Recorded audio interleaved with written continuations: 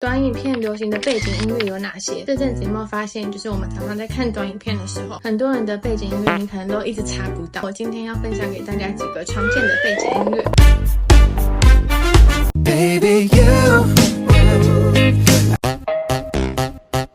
背景音乐其实是可以让你的影片比较生动一点点，有一点节奏感，就不会像只有讲话声一样感觉很平淡。这些音乐你在剪映里面直接搜寻就可以拥有。要记得你的音乐声绝对不能大过于你的人声哦。你可以直接把我这些提供的音乐全部收藏起来，根据你的这影片想要带给大家的氛围感去选择你想要的音乐。有时候在同一支影片里面，你也可以去穿插不同的背景音乐，带入一些情绪的起伏。可能前面呢是比较活泼的啊，后面有点感伤，你就可以选择2种不同的音乐穿插在你的影片里面。如果你想要这些背景音乐，你可以直接在影片下方留言给我，我要背景音乐，或是可以加入我的广播专区，就可以直接领取哦。